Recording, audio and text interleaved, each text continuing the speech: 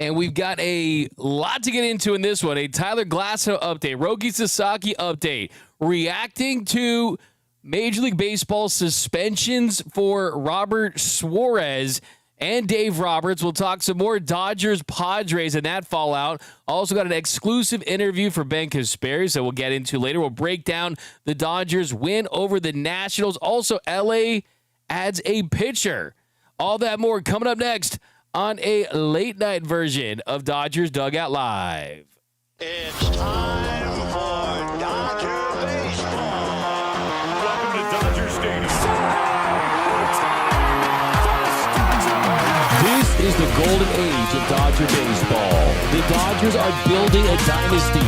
You guys wanted a parade? We got a parade. The Dodgers punch back and head to the championship series. Ohtani starts the 50-50 clock. Mookie Magic. Freeman hits the ball to right field. She is gone. Start the party, Los Angeles. Your Dodgers have won the World Series. Think blue, bleed blue, and I'm out. What is up, Dodgers Nation, and welcome to another episode of Dodgers Dugout Live, the #1 Dodgers podcast and Dodgers show on YouTube. My name is Doug McKain, credential member of Dodgers Media. You can follow me on X and Instagram at DMAC_LA. If you're new to the show, hit the subscribe button, hit the notification bell. If you really want to support this show, hit that like button for your Los Angeles Dodgers. It's going to be a little bit of a hybrid episode. I was at Dodger Stadium all day today, so we didn't hit our daily afternoon show, the 12 o'clock show of Dodgers Dugout Live. So really combine them, Dodgers Dugout Live, Dodgers Nation post-game show. So we got lots to get into on this show, but file down below in the comments. What are your thoughts on the suspensions? What are your thoughts on Dave Roberts missing tonight? What is that about Suarez? What is that about the game tonight? I want all your thoughts, comments, and questions about your boys in blue. Jeremy Buckley, curious to try to talk smack to Miggy Rowe about hitting a homer off a position player, and he put her, come on now, Conforto catch, Dodgers family. What up, Bilal K, Mr. Classic, D-Mac, it's Friday night. Spend some time with, hey, man, Dodger baseball 24/7, 365, baby. Says a rumor has it, Tatis got hit again. Michael Boyer, D-Mac, what up? Jack 42, D-Mac, what up? What up, Steven, Michael Snow? We've got all of the rest of the gang in the comment section. Let's get into it, guys. Lots to get into in this one. So let's start with tonight's game. Let's start with tonight's game with the Dodgers. They got the dub, a Friday night win over a fourth-place team. Yes, it was a Nationals team that we know that they're going to be 1-2-3 Cancun in early August, and it's not going to be good for this team, but still, it's a Major League Baseball team, and you got to go out there and get a win, and they did just that. The Dodgers win 6-5. They improved to 47-30 on the year, and then now 4.5 games up on the Giants, who lost the Red Sox tonight, and they're 6 games up on the Lil Bro Padres. San Diego, now 6 games up on the Padres. So that is something that I expected. I expected the Padres to just empty their emotional load and just be all in on that series with the Dodgers and forget that, oh, there's a rest of season to play, right? Now their World Series with the Dodgers is over and they can hang their championship banner. Avoided a sweep by the Dodgers in June. Hit their best player in June. Beat their ace in June. Now that the parade is over and that trophy case still has more dust than World Series trophies, now that they have to get back to the real world against the Royals, and they lose tonight. So the Dodgers in good shape in the division, and I think the big stories in this one, starting with Clayton Kershaw, how did he look? How's he continuing to look? How close is he to getting 3,000 strikeouts? Well, tonight it wasn't his best night, but he still went 5 innings. He had 5 hits, had 4 strikeouts, 2 walks through 78 pitches, gave up 2 runs, and it was a good effort from Kershaw. And that, it wasn't spectacular. It wasn't as good as his last start where it went all the way into the 7th inning. It wasn't as good as his start in St. Louis where he had 7 strikeouts, gave up no walks. It wasn't that good, but the good part about it is the fact that you give home runs, but they're of the solo home run variety. Ahmed Rosario, he crushed an 88-mile-per-hour 4-seamer off Kershaw's solo job there. By the way, can you imagine how hilarious would it be? Andrew Friedman has the chance to do the funniest thing. Imagine if you trade for Amed Rosario for the third time in 3 consecutive years and then you just DFA him or just get rid of him shortly thereafter. I'm sure he had revenge on his mind when he hit that home run. Of course, if you don't know, Amed Rosario has been traded to the Dodgers last 2 seasons, 2023 and 2024, and hasn't been able to get a prominent role with the club. And then later in the game, Adams hit a home run off of Clayton Kershaw there, and that is something you can live with. I mean, you can live with solo shots. I mean, you can live with solo shots.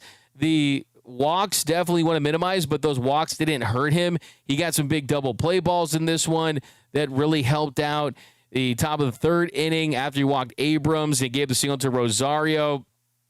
He's able to buckle down. He struck out Wood with a nasty slider down and in, had the slider going to Chaparro. So I think the good thing tonight was it was the best that Kershaw's slider has looked so far this season. And look, like I said, I mean, it was a leadoff home run to Adams there when he fell behind the count in the 5th. So look, the goal for Kersh is not to be your game 1, 2, or 3 starter in the postseason. The goal for Kersh is simply to make sure that you get to 3,000 strikeouts. And tonight, after adding a couple more to his future first ballot Hall of Fame resume, he is now 8 punch-outs away. So now we're getting to the point where it's pretty interesting. Now we're getting to the point where, if it doesn't happen in his next start, there's a very good chance it happens in the start after that. So now we're getting to the starts where it's single digits, and it's going to be exciting. Only 5 pitchers in history have 3,000 strikeouts with one team. There's only 3 other lefties. You got the rarest of feats to make into that club will be the 20th player of all time. So we'll get there when we get there. But the most important thing is the Dodgers are getting coverage from a starting pitcher at a time when you're missing key guys. So all in all, I'll live with the performance tonight. The home runs is a trend that we have become familiar with from Kersh, especially in these situations. So you're not overly concerned about it unless there's walks, unless there's multiple hits in the inning. So yeah, all in all, I give Clayton Kershaw's start a B-. It was a B- start based on where he is. But here's Kersh from just a few seconds ago from the Dodgers clubhouse. Clayton, just when you look at this outing today, they were able to get to you just kind of on the long ball a little earlier in this game. What were you seeing that maybe allowed for that, but then also for the efficiency for the most part throughout your outing? Yeah, I mean, it wasn't super clean tonight, but they hit some homers, but kind of a team win tonight. Bullpen did great. Got some big knocks, big offense for us. So it wasn't special by any means, but win's a win. I mean, were you saying not things that just the command just not being where you kind of want things to be? It's just results. I mean, walks too many guys, too many hits. I'm not a big overanalyzer, just. If they hit it, it wasn't a good pitch, and if they don't, it's a good pitch. So they hit too many of them tonight. What was it telling you about your ceiling that you have like a 2.5 ERA this month? Are you guys pleased with what you have? Yeah, it's weird. I mean, I think the last couple starts, even against the Giants, I felt like it wasn't quite as good as the one before that. So I'm just trying to figure out how to be a little bit more consistent. I think and I don't really know how yet. So I'm just trying to work through that a little bit. But overall, I think I have enough to get some guys out, and thankfully it's working out right now. So it was Clayton Kershaw, typical Kersh after just kind of a, okay, not bad, not great, but a decent outing. And let's not forget, he's coming back off of surgery, so you definitely feel good about that. But really, the other big story from tonight was Dodgers that have had up and down years, guys that have had slow starts offensively, that have not had prominent roles on this team, really making an impact on this game. And I think you look at 2 players in this one. The first is Kike Hernandez, who had himself a really good night at the plate. He's been struggling at the plate for a good portion of this season. He goes 2 for 3. He draws a walk in this one, 6 walks on the night for the Dodgers. And he really got that offense going there in that 3rd inning. Had got a leadoff ground rule double. Then a couple batters later, Ohtani walks, best ground into that fielder's choice to 3rd, but he was able to find a way to get through that and run that out. So another big guy I want to talk about is Mookie. Having that hustle, showing that speed, getting down the line, and running out that double play, that set the stage a couple batters later for Teo to get that infield single to make it a 2-1 game. Pages, another big night for Andy Pages, is continuing to strengthen that all-star case. He had a RBI single in the third to make it a 3-1 game. But the fourth inning, it was the bottom of that Dodgers lineup. Kike, he flies out to right, but then Rojas hits that double. So they kind of flip-flop there in that inning. Rojas gets that double, makes it there on the pass ball. Ohtani brings him home on that single to right to make it a 4-1 game. And then later in this one, Miguel Rojas with the Dodgers up 4-2 after a Kike Hernandez walk. Miguel Rojas steps up to the plate, and he crushes the 2-run shot to make it another 2 to that lead and make it a 6-2 lead at that point. And that really was big based on what happened after that.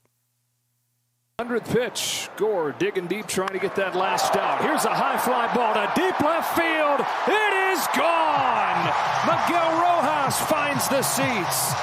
Dodgers double the lead, 6-2.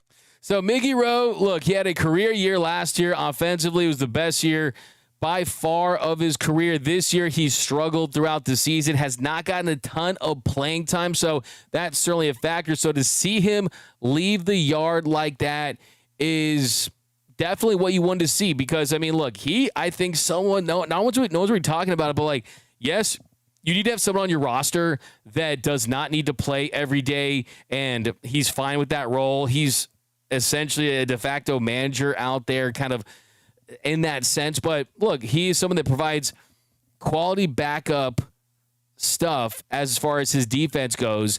And then on top of that, look, I mean, he can put the ball in play, and that certainly is beneficial to a team. So it was a good night for Miguel Rojas. It was a good night for Kike Hernandez. It was a good night for the bottom of this Dodgers order. So look, I mean, at some point, we're going to have the conversation of, hey, can you strengthen this roster by replacing Miguel Rojas? That was a conversation that we were going to start having. After what happened with Austin Barnes earlier this season, after what happened with Chris Taylor early on this season, guys that you're not committed to for longer than this year, if you have a chance to improve the roster, maybe you consider that. So I do think it's important for him to have some success.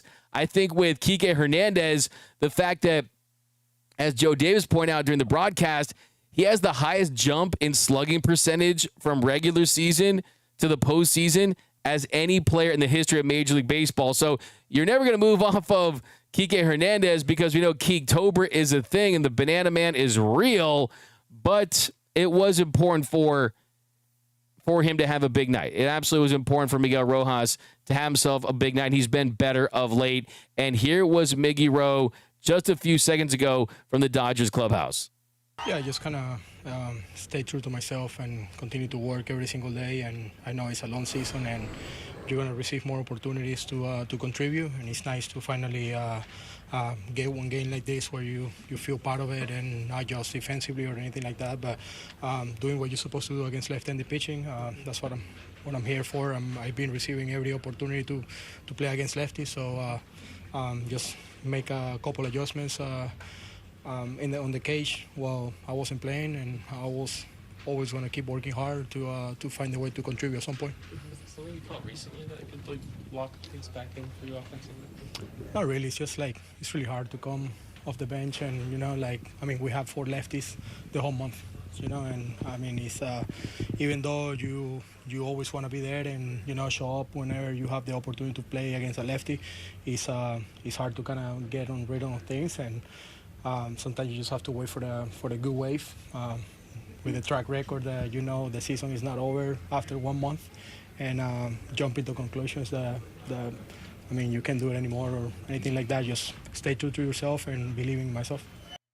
So there we go. Miguel Rojas, a positive night for Miggy Rose. Nice to see him leave the yard in this one. He goes 2 for 3, hits the home run, 2 RBIs, hitting 240 on the year, but not getting a ton of opportunities. He made the most of his opportunity tonight. But the play of the game that really decided this one, if it was going to be an interesting game, after 4 games against the Padres, that were pure cinema, right? You just had a playoff-like feel to those. I didn't want drama in this one, okay? I didn't want any type of drama. I just wanted to have the Dodgers win this game and have guys feel good about their performance. And there was a little bit of game drama in the sense that the Nationals did mount a comeback, and it took place there in the top of the 7th inning. Vesia was in, didn't have the best command in this one, hit a batter, gave up a hit, had a walk, and they go to Kirby Yates. And Kirby Yates, he gives up the double to Garcia. That scores 2 runs to make it a 6-4 game. And then next batter low at the plate, a 3-2 count, runners on second and third, hits one to left, and Michael Conforto makes a big play to get the game out of that inning and preserve the Dodgers' lead. Another payoff. Back up with the fastball. Swatted to left. Conforto! A diving catch to keep the Dodgers in front. Conforto, a great jump. Extending. I got it. Let me show it to you. Nice job, Michael Conforto. Still, you need him to hit. Hopefully, that's not the play we're going to remember from him in his Dodgers career. He did go 0 for 4 with the strikeout. Why can't Mike Schilt? Why couldn't he have just yelled, "Who the F are you" to Michael Conforto? Why couldn't he have done that? He could have awakened the beast, and maybe he was better because of it. But no, he's still struggling offensively. He's hit 165 on the season, but that was a great play that saved the Dodgers bullpen in this one. All in all, though, it was a good win for LA. The bullpen, I think Michael Kopech looked really good in this one. He continues to trend up. Went an inning, had 2 strikeouts. Tanner Scott did give up that home run to Abrams there late. I think he was challenging him, but I'm not worried about that. Still was efficient. Still, I think, is a lot better, and I think he's in a good spot. So every now and then you get a run, and I'm not overly worried about that. But the Dodgers get the dub. Let me know down below in the comments section, what is your biggest takeaway for this game? Want to give a shout-out to Danny Lehman, who is 1-0 in his managerial record this season, and Dave Roberts he only needs 896 wins to catch up to Dave Roberts. So, hey, Danny Lehman's got a 1,000 win percentage there, so you got to feel good about that. So, yeah, the 2-run bomb by Miggy Rowe, Conforto's diving catch, Dodgers get the dub. And now we're going to kind of shift gears a little bit. We'll hear from Dave Roberts in a minute. Want to read some comments, but now we're going to hit some other topics here because, like I said, it's a hybrid edition. We got Dodgers Dugout Live and the Dodgers Nation post-game show. Everything you need to know about your boys in blue in less than an hour. Want to read some comments here because I was at Dodger Stadium. I talked to some of the coaches, talked to some of the players about the happenings yesterday. Devers 0 for 5 from Carl. 3,000 strikeouts, though, in another title. What up, NS, JRM? BC is in the chat. Ron Fig. Kike going to right center every at-bat is a good sign. He's waiting a little longer on pitches. Yeah, I mean, for him, it's always a timing thing and a bat speed thing and just making sure you're getting hard contact. And absolutely, you're right. I mean, when he's hitting balls to those parts of the field, that's an encouraging sign for Kike. I mean, at some point, look, he is what he is. Let's just be honest. I mean, this season, he's basically 18% below league average offensively for his career. He's 8% below league average offensively in the regular season. And then when the postseason rolls around, he's in a much better spot. And the adrenaline kicks in, the focus turns up, and he's good. So I'm not really worried about Kike. I mean, he could be terrible in the regular season. I would still want him on my roster just because of what he's proven to be able to do when it matters most. Cesar says, agreed, Betts needs to be lower in the lineup. So Mookie has been struggling. We talked about this pretty extensively on the show. He did go 1 for 5 in this one. He was able to get an extra base hit. He got one late in this one, so it's good to see that. Goes 1 for 5. The batting average down to 255 for Mookie. He's basically been hovering at about 10% above league average this year. So defensively, he's impressed. He's been great. Offensively, he's having, let's just be honest, on the Keep It 100 Dodgers show, he is having the worst offensive season of his career up to this point. We got Roki should not be pitching this year to avoid Tommy John. We got Dan Moreno, Dodgers' best record in with the beat-up starting pitching staff. Yeah, absolutely. Yeah, why don't we get to that? We'll get to that. Keep flying on some comments. I want your takes, too, because we're going to do those suspensions here. KJL, he says Scott's Yates once again shaky. Kirby's working his way back. Scott, I think it was a little hiccup. He was challenging him, but I'm not worried about him. He's been really, really good of late. He just really, really has. Ray Soto, where can I buy candles in bulk? Yeah, so let's start there today. Let's start with the suspensions, and we'll get to the updates. I definitely want to get to this interview with Ben Casparius. It's like a 10-minute interview, so definitely want to get to that. So I definitely want to play you guys that one in a little bit. So we'll try to speed through this a little bit. I think that when you look at the suspensions and you look at how it all played out, and Major League Baseball, they came down today, they had the suspensions, and look at it. I mean, it's fine for Dave to miss one game. Dave talked about it before the game. He said that he wasn't worried about it. He felt like it was something that was relevant to baseball, and the fact that, hey, you can't have a manager go out there and make some contact. Dave said, I support it. I think that obviously I don't ever want to make the game about the manager. Both managers were protecting their teams. We became the focus, and that's how it should be. It starts tonight, and they made the right decision. So supportive of this decision. He was not fighting it. A manager, you can't contest it. So you had to go and serve that suspension, and he did it, and he'll be back tomorrow. I got an email from the league that had the specifics of it. It said, discipline for Dodgers Padres on-field incident announced. San Diego Padres pitcher Robert Suarez has received a 3-game suspension and an undisclosed fine for intentionally hitting Shohei Ohtani of the Los Angeles Dodgers with a pitch in the bottom of the 9th inning of Thursday night's game at Dodger Stadium. Major League Baseball announced today Michael Hill, MLB's senior vice president for on-field operations, made the announcement. The suspension of Suarez has been scheduled to begin tonight when the Padres are set to host the Kansas City Royals at Petco Park. However, Suarez has elected to appeal. Thus, the discipline will be held in abeyance until that process is complete.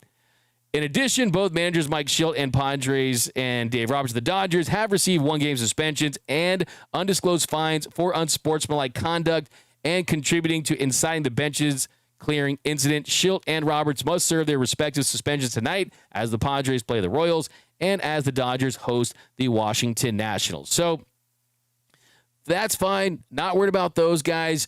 I do think that Shildt, and talking to a coach for the Dodgers today, they all think that Shildt definitely gave the green light to Suarez, and that Suarez was initially trying to compete in that at-bat for a couple of pitches, but once he fell behind the count, he said, okay, it's go time, and he threw at Shohei Ohtani. And Suarez gets the 3 games.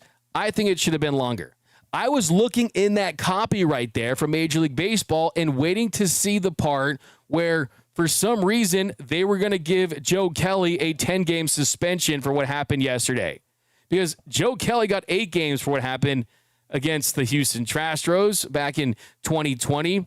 And I think with Suarez, the reason why I think it should have been a longer suspension, you're talking about a reliever, you use him basically 44% of the time. If you want to suspend a guy that is doing things like this, well, this is basically a slap on the wrist. And I think that Major League Baseball, they should have used this to send a message around the league. And that message should have been, hey, things are going good. You got Aaron Judge on the East Coast with the Yankees. You got Shohei Ohtani finally in a major market. Shohei Ohtani in a major market playing for a franchise that competes for World Series titles. Ratings are up. Attendance is up. Merchandise sales is up in Major League Baseball. It's largely due to the fact that you got big stars in big markets. We are entering, not only have we been in a golden age of baseball for the Dodgers, but we're entering a really good time for the sport. The NBA is down. It's struggling. The NHL, I mean, there's more people watching C-SPAN than their Stanley Cup Finals, getting like 2 million per game, right? And I think that Rob Manfred should have sent the message, hey, we are protecting our superstars. And the truth of the matter is you threw a 100-mile-per-hour missile in between the numbers to the face of baseball globally. If Shohei got injured, if that hit Shohei's face, anything like that could have been catastrophic to this league. And the fact that it was the second time that they threw at him intentionally, the fact that you are in a situation where, hey, you don't like the Dodgers? You don't like the way they play? Hey, you can throw it, Shohei. You can throw a 100-mile-per-hour missile. So only thing I can think of is did Shohei call the commissioner and do what he did yesterday? And just like he waved off his Dodgers teammates to the Dodgers dugout, did he wave off that suspension because he felt bad? Because I just thought it was Bush League, and just talking to some of the players on the team, they're like, you know what? Shohei is all class. He is, first of all, I had a lot of players tell me how impressed they were with how he took that pitch. I mean, he does everything so fundamentally sound. Hit, swing, base run, whatever it is. He's a 10-tool player. When you add the superstar element, the charisma, the class, the sportsmanship, well, the fact that he leaned the way he did, it showed you he's a straight-up gangster. He's a straight-up G to take that 100, wave it off, don't give them the satisfaction, right? And on the flip side, you have Fernando Tatis Jr., who deserved a Emmy. Nominate him for the Oscar for the biggest flop that we've seen. And the fact that you're not protecting your hands the way he is in that situation, you got to be a little better with how you're taking that pitch as well. And look, and you add the fact that Manny Machado said the stupid thing about the candles and the Dodgers better pray that the X-rays are negative and all that stuff. The Padres just come off as a bully that thinks he's tough, that is always talking like he's going to go, is always bullying guys. And then the Dodgers are like that 10th degree black belt that, hey, okay, at some point you're going to poke the bear and we're going to retaliate. And then the bully gets mad that you finally stepped up and you whooped on him. So the truth is, though, there's no winning to be done there. And I just think that for the league to come down the way they did, you really should have made an example out of Robert Suarez. The fact is, there are unwritten rules in baseball, and talked to a couple coaches today, and one thing that they told me is, look, the truth is no coach or manager, no manager is ever going to give his pitcher the green light to go above the shoulders, to go near the head, to go head hunting. It's always going to be below the waist, and you're going to have to honor that. And if you don't, you don't. So, look, I still am pretty heated about last night. I think for Shohei, he truly is like the golden retriever of Major League Baseball. He's lovable. He's likable. And I think we're going to remember from yesterday when the Padres were acting like these big, tough guys, like they wanted to go. When Shohei Ohtani walked towards that Padres clubhouse, that Padres dugout, with his hands behind his back, all those fake tough guy Padres players all turned into little kids looking up at Shohei Ohtani. Their eyes were big. They were smiling. I thought some of them were going to ask for an autograph and a picture. And that shows you the aura, the star power of Shohei Ohtani, playing peacemaker. Hey, give him a Nobel Peace Prize. Give him a negative 10-game suspension. Heck, give him... They should just do whatever the opposite of suspending someone. That's what needed to do to Shohei Ohtani. Like the next team the Dodgers face, they should have to sign. Next time the Padres face the Dodgers, they have to sign Lance Lynn, and he faces Shohei Ohtani, and Shohei Ohtani gets like 5 strikes. I mean, whatever the opposite, a minus 10-game suspension for Shohei Ohtani. So I thought it was not well played by the league, and you just can't throw your superstars like that. You just can't do it, and they're lucky. They're lucky because, like I said, Manny Machado, hey, you guys, saying the Dodgers are lucky? No, the Padres are lucky. Hey, Japan, I've been there. It's awesome. 7-Eleven has like the best egg salad sandwich in the world, right? Robert swears you can't go. You lost your going to Japan privileges. Okay, here we go. We got some comments. I want all your takes on this. I'm looking forward to hearing what you had to say about this. Tatis should have been suspended indefinitely for taking steroids from Neil Kasamoto. Haven't watched an NBA game since Kobe and Shaq played. Sammy Boy Smith. Tatis greater than signed Corey Maggette. Yeah. Vincent Saunders. When does Tripp Gibson get a suspension for being incompetent? That's another one, too. I mean, talking about suspensions, well, suspend Marvin Hudson for robbing Yoshinobu Yamamoto of an immaculate inning, right?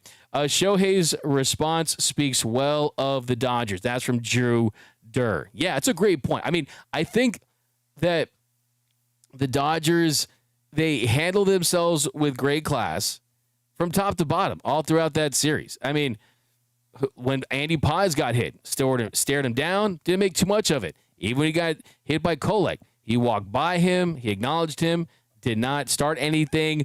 Teoscar Hernandez, Kike Hernandez, diffusing the situation, getting Mike Schilt to crack his smile, even though he's out there looking like a melted, just infuriated guy, incensed, and just looks like a crazy guy out there, thinking that Dave would greenlight a rookie, Jack Little, into throwing at you. Okay? That's not how this works. No rookie is going to throw at your best players. Okay? That's not how that works. But yeah, Pages not reacting. Teo and Kike being peacemakers. Shohei walking to the Padres dugout.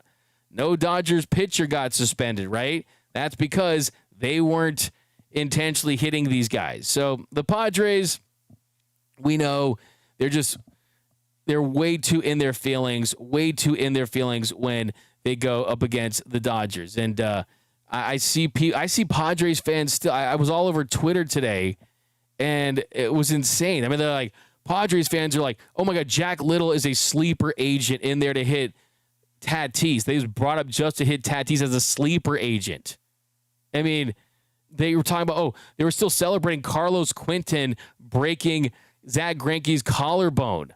There's just all this weird stuff. We know the Padres fans not the brightest crayon in the crayon box, but I saw some very strange stuff on the internet. Okay, so let me get your comments. We're going to move on.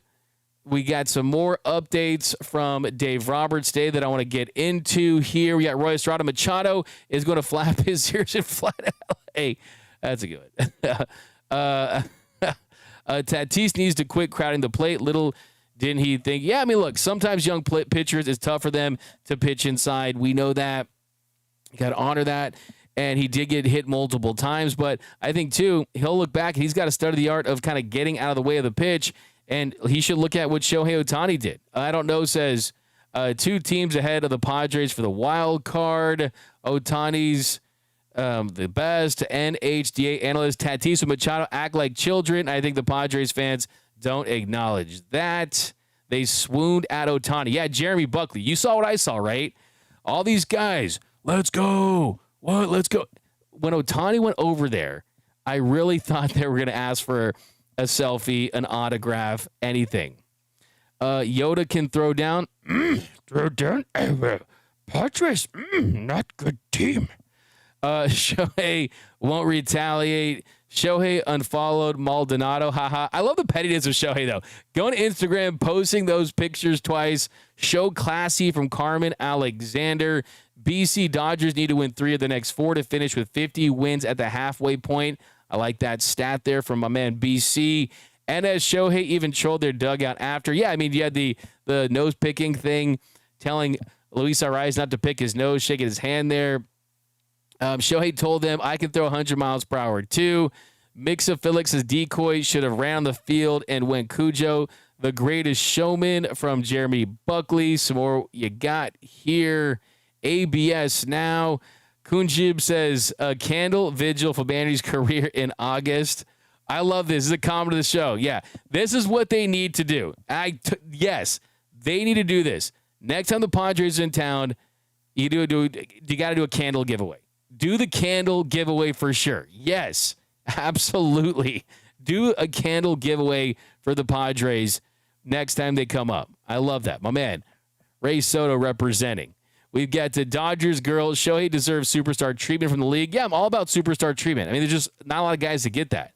We've got DPowers_16. DMAC, what's your thoughts on the Dodgers going 18-11 through a month where they were playing above 500? Yeah, I think we talked about this on yesterday's show, going 17-12 in that 29-game stretch against above 500 teams. Now you're going to get healthy. Now you're hopefully going to be in a position where you have a more favorable schedule. And this was the plan to get through that gauntlet. And Dave said to me a couple of days ago that, hey, they circled this stretch. And when it comes to bringing guys in and using the pitchers that they have, and you're dropping in guys, and you're just finding a way to get things done and piece together innings, if you would have told them, hey, you're going 17-12 in that 29-game stretch, they would have taken that in a heartbeat because of the state of their roster at the time. Now, speaking of injuries, I want to point out some stuff from Dave's pregame today. I saw Roki Sasaki was in great spirits on the field. He was smiling, joking around. He was doing some sprinting, and he did play catch today, 60. He's going to work his way up to 90 feet, and he was excited. And a lot of people were freaking out because he was placed on the 60-day IL. That was just a procedural thing. It's not going to impact his timeline for returning. They're trying to get him healthy, and they're going to try to build him up. But the truth is that as long as he's still throwing this season, that tells you that at the very least right now, they don't think that it's going to require surgery, and that they are still hoping to get him back for some starts in the second half of the season. It feels like they're going to slow play it. But I was encouraged by what I saw from Roki Sasaki, especially about all the doom and gloom about his season last week. So that was definitely a good thing to see, because Dave said that his shoulder is pain-free now, and it's just about building him up. So let's see how he builds up. Let's see if it required this extended time period where he's just not doing much. Maybe that's what we needed, and let's see how it goes from there. But the other big one today was about Tyler Glasnow.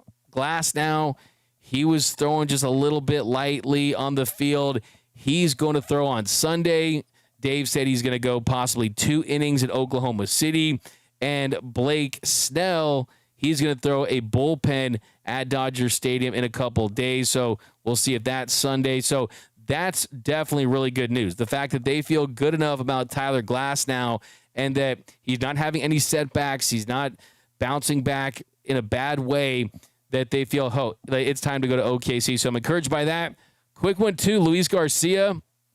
He could do another live bullpen session. I saw him throw live today. He faced Dalton Rushing and Haesung Kim. He looked good. Luis Garcia is the man. He's a fun guy to be around. He's always joking with the Japanese media. He actually speaks really good Japanese, and he was saying he wanted some Sapporos. So shout out to Luis Garcia. So he is going to be throwing another live, and we'll see if they send him out to a rehab assignment. It looks like that's the plan for him. So they've had a more rested bullpen because of Sheehan, and you've had guys go deeper in games like Justin Robleski. So that's definitely been a good thing for this team to kind of navigate their way through this. And another question I see down below is about Jack Little and the Emmet Sheehan move, because you optioned Emmet Sheehan already. The reason why they did that is mainly because you're going to get another reliever instead of using Sheehan as a starter, because you got 4 games where you kind of got to piece some innings together. You do have some days off, so that definitely is going to help you. You got Mondays off for the next 2 weeks, so that's going to help the starting rotation get together and hopefully take some burden off this bullpen. And the other big reason, too, was that Justin Robleski has earned his spot based on performance. Since he's come back, he's posted a 3.52 ERA, he's had 13 strikeouts, 3 walks, and 15 1/3 innings. He's been really good. He went 4 1/3 innings in 6 innings. His last, think about this. He's gone last 3 appearances for Robo. He's gone 5, 4 1/3, and 6 innings. in his last 3 appearances. And you compare that to where Emmet Sheehan's at. He went 4 innings in his first start of the season on Wednesday, and that was his longest start. So what I was told was it's all about build-up for Sheehan, and that with Robleski, they like what he brings, the versatility. So don't make too much out of that. They're fine from that standpoint. Now, I want to throw in a signing here. Fell under the radar today that the Dodgers did make a trade. They made a trade, and that trade was for a pitcher that, yeah, it's probably one of those ones where, okay, not much happening here. Not much happening here. It's, okay, like, forget it. It's going to be one of those disposable guys. But I also think, too, that just kind of looking under the hood, the guy they got's pretty interesting. They acquired Zach Penrod from the Red Sox, and they transferred Roki Sasaki to the 60-day IL. They get him in exchange for cash considerations. I want that jersey, by the way. It's just a Dodgers jersey with a dollar sign on the back, and it just says cash considerations. I think that would be pretty fire. And Zach Penrod, he's someone that has had a really interesting journey. He's 28.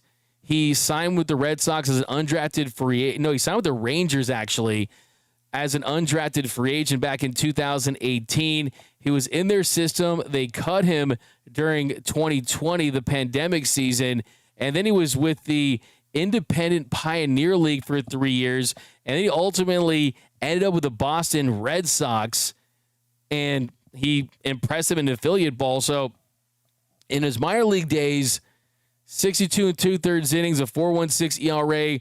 What's intriguing about him is he does have a pretty high strikeout rate in that stretch, 34.8%. Walk rate on the higher side, 12.4%. But he throws 95. He's a lefty. And this is really a depth piece, if we're being completely honest. But, hey, you don't want to be in a position where if he has to play in any capacity, you don't know who he is. So what he basically gives the Dodgers is an above-average fastball as a lefty. He also has shown some ability to miss bats. So the other real positive about him, too, he's got all 3 minor league option years remaining. So this is what they're doing, man. They're in the roster churn with the bullpen. They're going to use guys a lot, and they need that flexibility, and to have them with the options makes it pretty interesting. So that is the pitcher that they traded for. Cash considerations, man. Going to miss him. Cash considerations was really good. Hopefully he finds success in that organization. But, yep, keep dropping those comments down below. I want all your thoughts, comments, and questions about the suspensions. Was the suspension for Suarez too short? I think it was. I think you got to make a statement if you are the league. I absolutely think they should have. But here we go. Let's get some more down below. Mike Schilt equals Stay Puft Marshmallow Man. Shout out to the Stay Puft Marshmallow Man from Ghostbusters. It's a nice pull. Matthew Hernandez, Friedman and Co. doing a good job of finding innings eaters to stretch out. Absolutely. I mean, that's what it is. It's about keeping those arms as fresh as possible. Padres have a 2024 Wild Card Winners banner. LOL. D-Mac, enjoy your podcast. A big lead. Thank you. Appreciate that, Carl. That means a lot. Justin Lamas, what's up? We got SD and SF both took an L. Yep. SD, season done. SF equals season finished. NHD analyst, Padres fans are delusional. The crazy thing is they really did come out of nowhere. They just became fans when they signed Machado. Some of them actually used to be Dodgers fans. Expletive says Puig would have made it interesting. Clayton Ishimito, last year walking Shohei was like giving up a double. Since early May, he hasn't even attempted a steal. Yeah, it's not really what he's trying to do. Richard, the Padres are a bunch of BAs, always crying. Diego, D-Mac off-topic question. Which duo would you take? Roman Anthony, Marcelo, Meyer, or Jacob Wilson, Lawrence Butler? Let's go with the Wilson-Butler one. How about that? My cauliflower ear is sexier than Machado's ears. That's from Ray Soto. NHD, D-Mac did. The force is strong with D-Mac. Yeah. Maybe we'll do a whole segment where it's just like Yoda stuff. The ringworm cream is strong with cheats. I sensed it in Tatis. Get D-Mac a brown robe. Milix Felix. Yeah, man, you guys are the best, man. Candle giveaway. That's the thing, guys. We're gonna do a walkout on Tuesday for the. Let's do a school walkout on Tuesday because of the lack of suspension for Suarez, and also we have to get the Padres candle giveaway. D-Mac, new Grandmaster Jedi Council. Glasnow may be a reliever eventually with how fragile he is. Padres did lose today down below. Great trade. Only upside for Zach. That's from Matt Lytle. Absolutely. Remy says cash consideration is my favorite prospect. Milix Felix, Dodgers are a class organization. Not going to say more. Lucky to have Guggenheim Group as owners. That's a fire take. That's a fire take. So true. Can never get enough of the Guggenheim Group, man. Fire take. Love that. Machado, all bark, no bite. David Guzman, how many days was he suspended? We got that. Only one game suspension is weak. What's the point? Brian, Machado's actually not a bad baseball player. It's just that he's not that likable. Yeah, he's actually having a really good year for himself, for being completely honest. But I think to say that, I think the thing with Machado is like, do you really think you can win a World Series with him as your second or third best player? I just think he takes the bait. I think he kind of is that bully that is tough, and then at some point that bully loses, and then he wonders why you beat him up, right? I mean, he's kind of that guy. The whole show with that voice. Yeah, we got player, appreciate you guys. We got Alex Render. Now the Lakers with Walter will win multiple champions. Get Yoda ears over your phones. Oh my God, you guys are crazy. Court the Crusader, David Guzman. World Series, Padres 0 have. Mike McKain, I'm going to keep saying this till the cows come home. Manny Machado is the sole reason why the Padres keep coming up short. He's the one in reality holding that team back, especially with his mouth. Yeah, I mean, it trickles down. It really does. And I think with this team, you see it trickle down from Freddie and Shohei and Mookie and organization. And Machado is kind of one of those guys. Like I said, he's that bully, man. He's that bully, and that guy just usually doesn't win. I mean, think about all the bullies from high school. Like, what are they doing these days, right? What are they doing these days? You know what I mean? You kind of got to think about it that way. But all right, guys, I want to get to this interview I did on the field with Ben Casparius because he is going to be going Sunday, and he deserves more love. He deserves more credit for the year that this team is having. I think certainly he's been one of the best rookies in baseball, and the numbers bear that out. And I think it's kind of really awesome that he's been able to just stay flexible, stay nimble, reliever, starter, high leverage, whatever they need, he's given it to them, and he's made the most of his opportunity, and the stuff has played. The stuff has been really, really good. So here was my conversation with Ben Casparius, who the team calls Caspy, on the field before tonight's game. What is up, Dodgers Nation? Welcome back to Dodgers Dugout Live, the #1 Dodgers podcast and Dodgers show on YouTube. And here I have my breakout player from February, my guy to win National League Rookie of the Year. I'm putting it out there right now, 1.4 F-WAR, only behind Drake Baldwin. Ben, what a year it's been for you so far, my man. It's been fun. Got to be able to come out here, compete with these guys, selfishly think we're the best team in baseball, so to be a part of this and get to go to work with these guys every day has been special. Yeah, I was talking to Dave, and he just really credits you and praises you for your ability to be flexible and be a team player. I mean, you start this season, you know what your role is going to be, then it's a multi-inning reliever, a high leverage reliever, a starter. Now you're in this role where it's going to be like Kobe and Shaq, you and Shohei Ohtani maybe going back and forth in a game. Just talk about your mindset this season and kind of going from role to role. Yeah, I think the main thing is just keep everything as simple as possible. Whether I'm going out there to get 3 outs, 6, 9, turn the lineup over a few times. Just try to keep everything simple.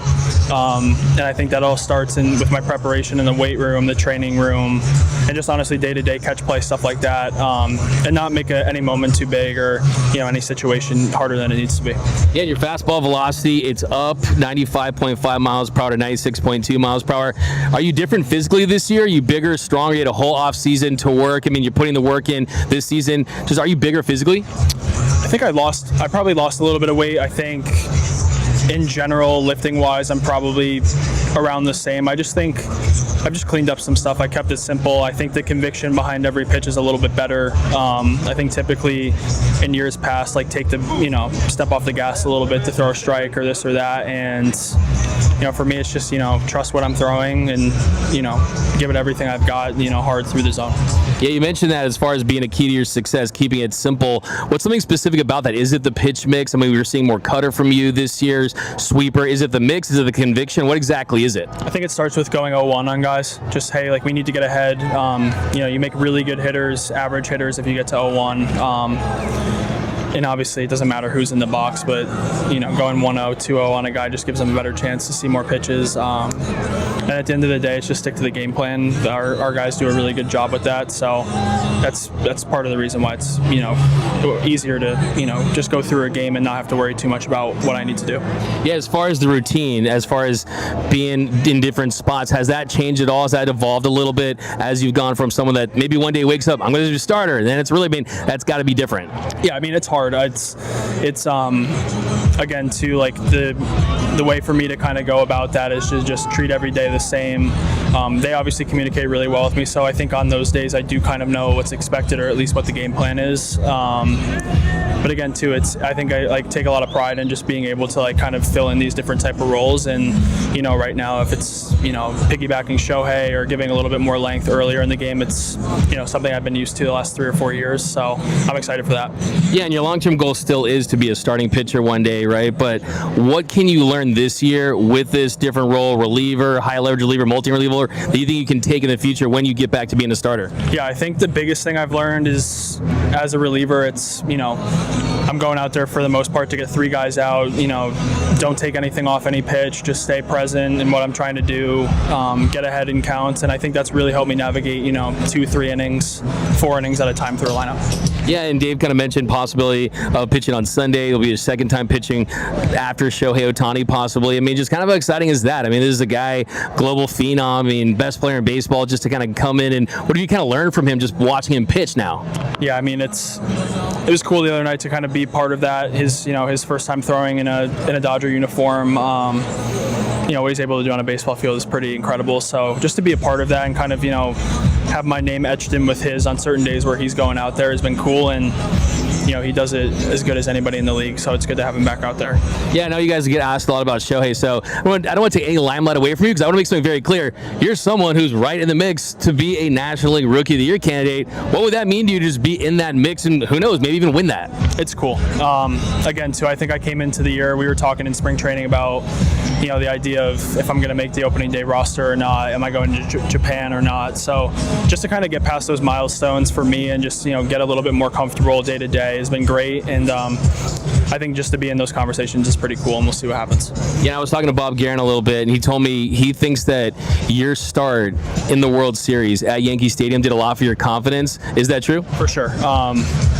I think that was probably the most important thing in my career mentally for me up until this point. Just being in that atmosphere, facing that lineup, and then obviously just the coaching staff having trust in me to go out there and whether it was 2 innings or being ready for another game after that, just to be given the ball in that situation was pretty special. And I learned a lot from that series and just kind of going throughout the playoffs with a bunch of veteran guys that have been I've done it before. Yeah, and the fans would be mad at me if I didn't ask you about the series against the Padres. I mean, what did you see last night? Because I saw when Shohei got hit, it was Kershaw hopping over the dugout, but I zoomed into you, and it looked like it was go time with you too, potentially. And what did you see? And just kind of, look, we know boys will be boys as baseball, but I mean, how much does a series like that in June for a team like this, long season, what does that kind of do for the mindset, just having a big-time matchup like that? Yeah, I mean, those are playoff games almost, that atmosphere.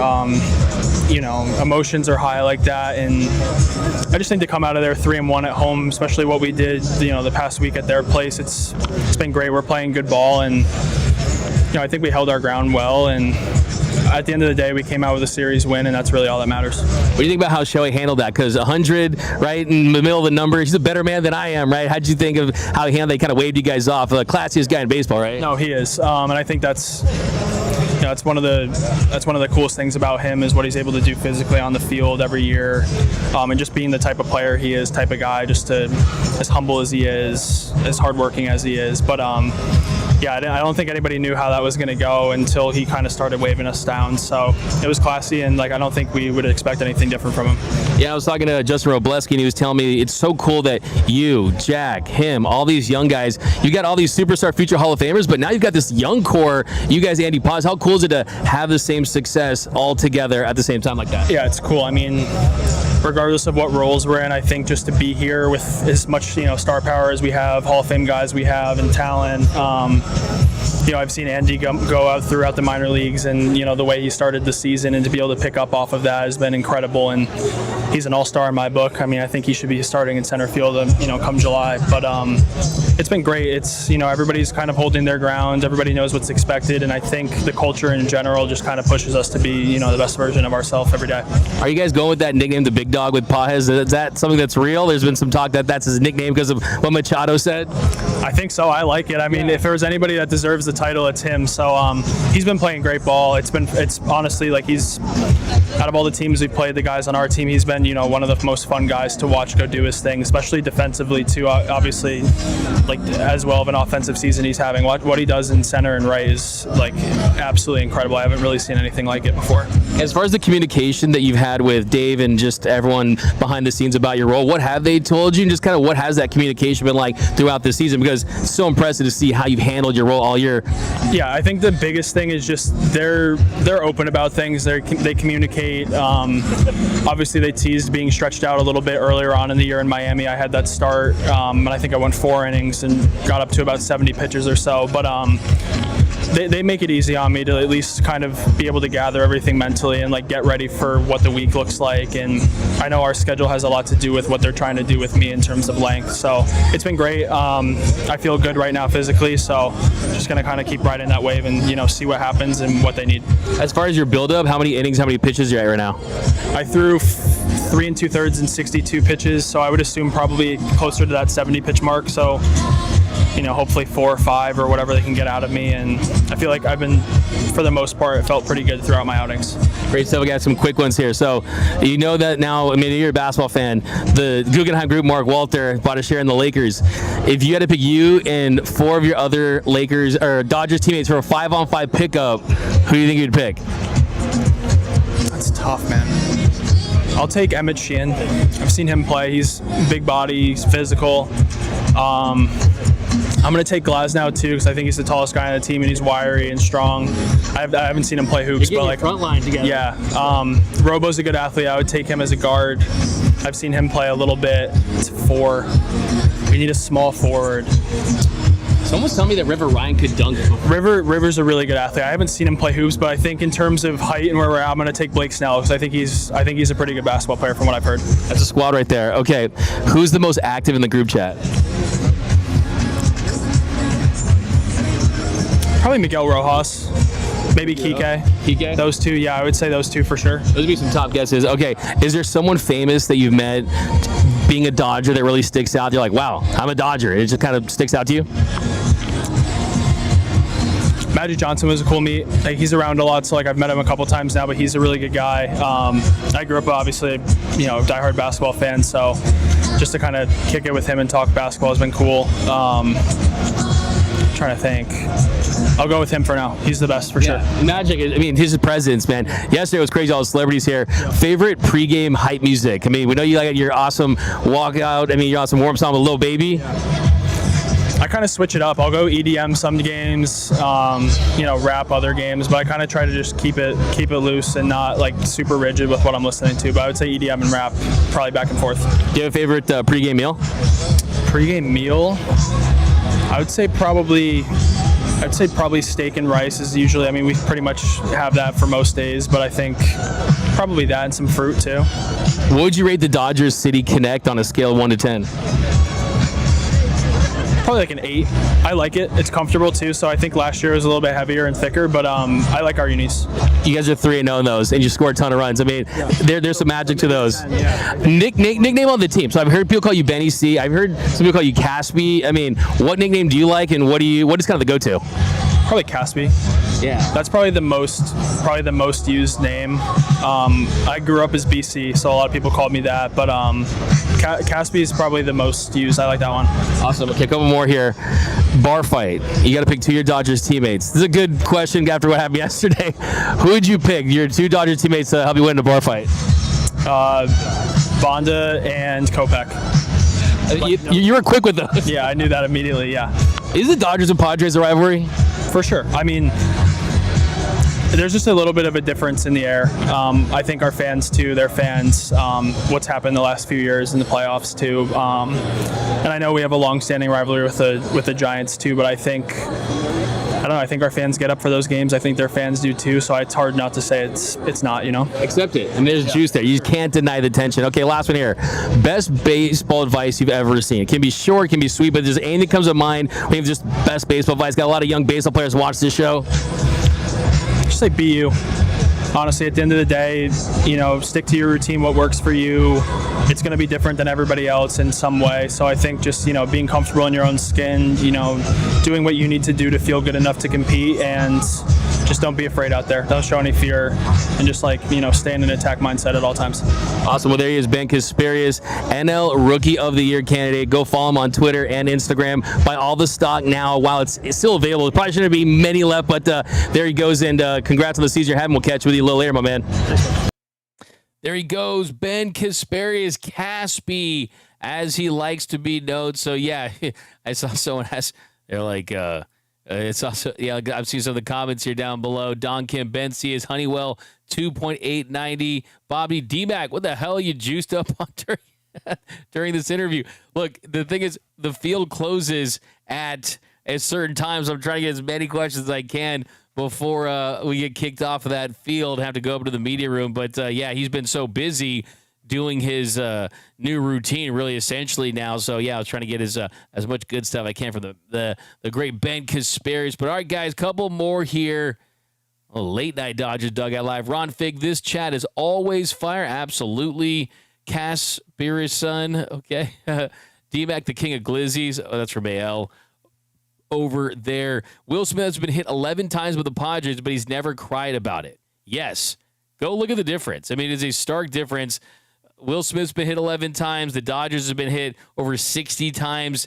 It's not even close. So that's a great point to bring up. It's really been not equal from that standpoint. But, yep, guys, that's going to do it for this episode of Dodgers Dugout Live. My name is Doug McKain. You can follow me on X and Instagram at DMAC_LA. El Manchingon.